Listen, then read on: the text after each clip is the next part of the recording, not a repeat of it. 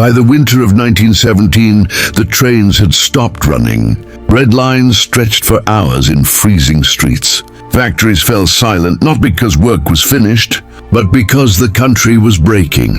Soldiers, men trained to obey, started refusing orders. Some abandoned their posts. Some turned their rifles the other way. In the streets, people weren't asking for change anymore.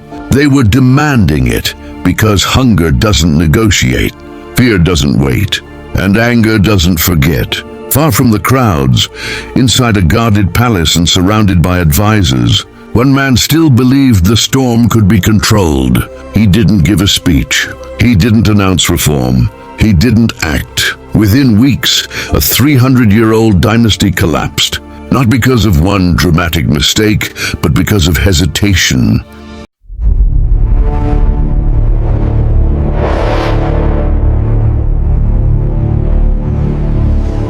Today, we're going to Russia into the late 19th and early 20th century, where Tsar Nicholas II inherited absolute power in 1894 and watched it collapse by 1917. This isn't a story about a monster. It's a story about what happens when a system is rotting, the warnings are loud, and the person at the top chooses silence, delay, and denial. This is the story of how doing nothing can be as destructive as tyranny.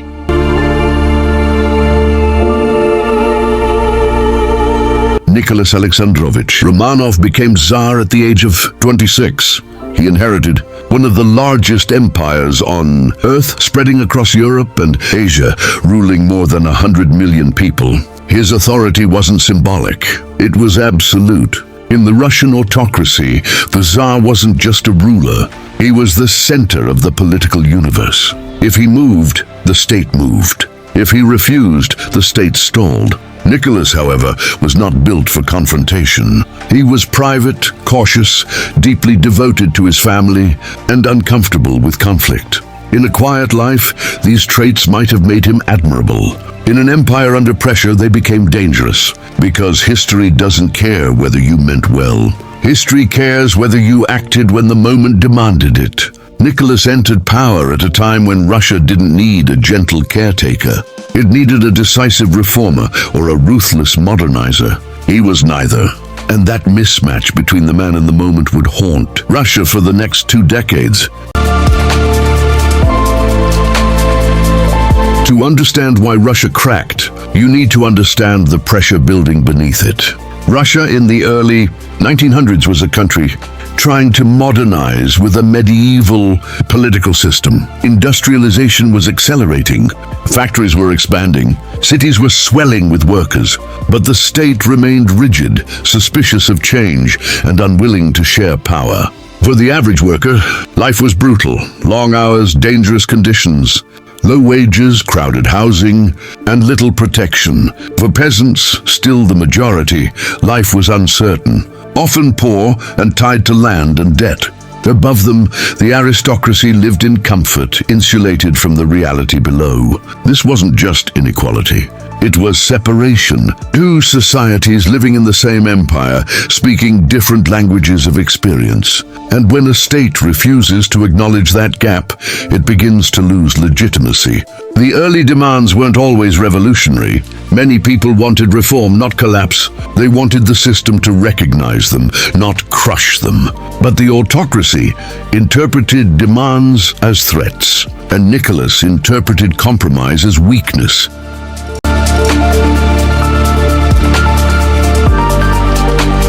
In January 1905, something happened that permanently altered the relationship between the Tsar and the people. Tens of thousands of workers marched toward the Winter Palace in St. Petersburg. They weren't marching as an army.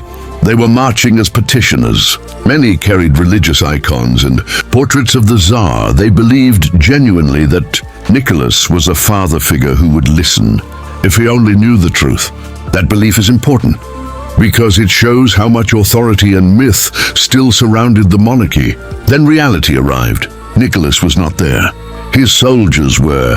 Confusion spread. Tension rose. Orders were unclear. And then the soldiers opened fire. People fell in the streets, men, women, and children. The day became known as Bloody Sunday. This was not just a massacre. It was a psychological rupture. Even if Nicholas didn't personally order the shootings, the state that ruled in his name killed its own citizens as they begged to be heard. The myth of the good Tsar was damaged beyond repair. What made it worse was what happened next. Nicholas failed to respond with clarity, accountability, and meaningful reform. In moments like this, leadership has two choices: absorb shock through reform, or tighten control and deepen resentment. Nicholas drifted between both, conceding just enough to survive the week, then retreating back to old instincts the moment pressure eased. That pattern, repeated enough times, becomes a recipe for collapse.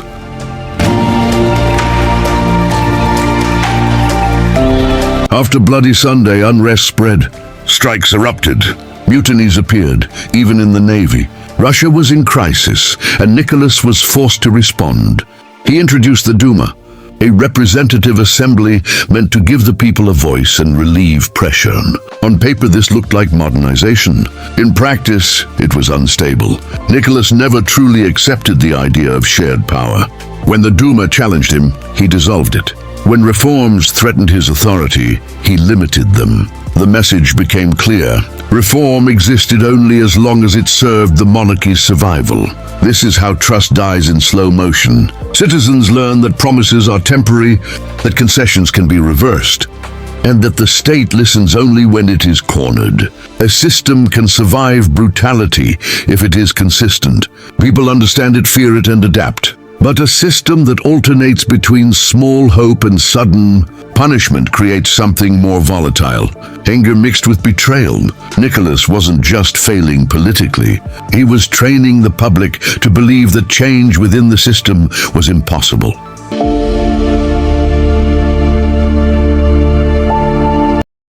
Then came the decision that pushed Russia from crisis toward disaster. World War I.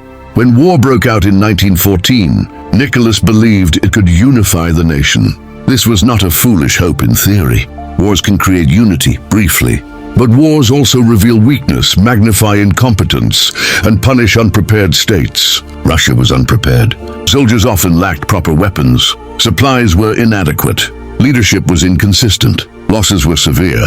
The war strained everything: the economy, transport, food distribution, morale, and faith in the government. And Nicholas made an enormous error in judgment. He personally took command of the army. Symbolically, it was meant to inspire. Practically, it tied the monarchy directly to military failure. While Nicholas was away at headquarters, the government in the capital stumbled through chaos. Decisions were delayed. Coordination failed. Public frustration grew. And in the background, the monarchy's image weakened further. When people are hungry, symbolism doesn't feed them. When sons are dying, ceremonial leadership doesn't comfort them. The war didn't unite Russia. It exposed it.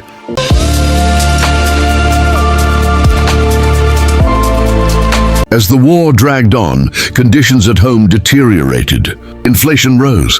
Food became scarce. Transport broke down. Bread shortages became common. In cities, queues stretched for hours. People didn't just suffer, they watched their suffering go unanswered. Each winter became harsher, each month felt heavier. The state's response was often slow, confused, or repressive. And Nicholas, isolated from the streets and protected by loyalists, kept believing order could be restored without fundamental change. This is one of the most uncomfortable features of power. The higher you are, the less reality reaches you unfiltered. Leaders begin to live inside reports, titles, and rituals. The crowd becomes abstract. Hunger becomes unrest. Grief becomes disorder. Nicholas's greatest weakness, his tendency to avoid decisive confrontation, became fatal under wartime pressure. War is a furnace. It does not tolerate delay. It punishes hesitation with collapse.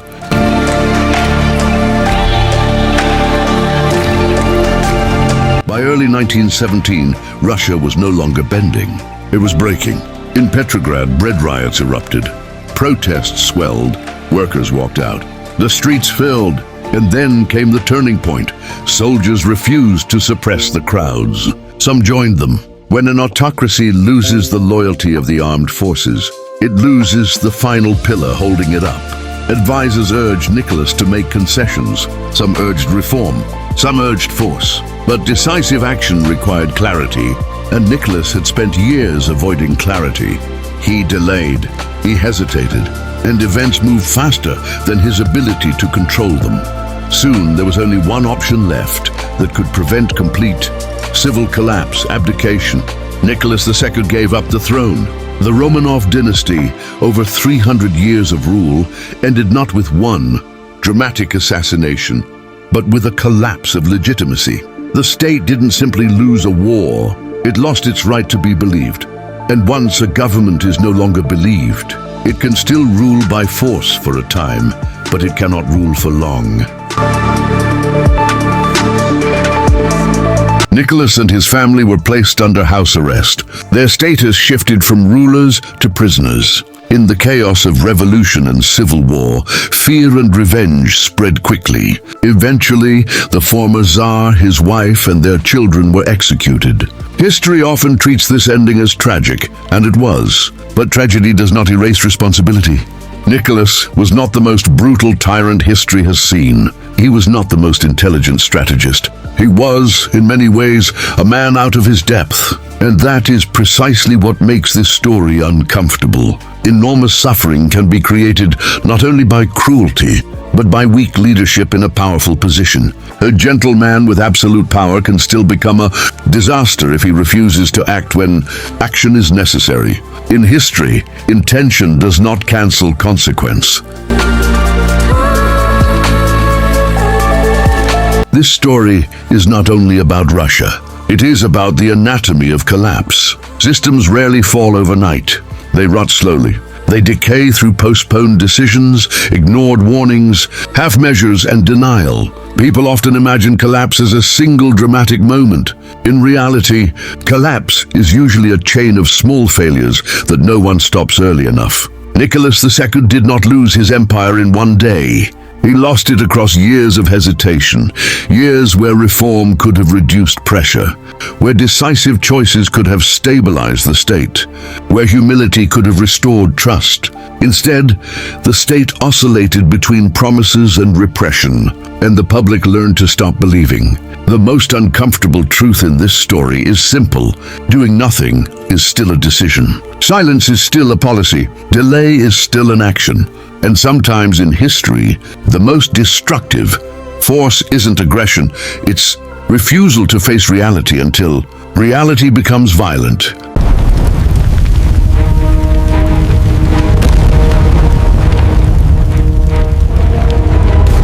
History is often taught as dates and events, but history is also psychology. Fear, pride, denial, and the limits of human decision-making under pressure. The fall of Nicholas II reminds us that empires don't only collapse because enemies attack. They collapse because leaders misread their own people, misjudge their own moment, and hesitate until the window closes. And by the time they reach for control again, control no longer exists. If this story made you uncomfortable, it should. Because the past doesn't exist to comfort us. It exists to warn us. This is Uncomfortable History.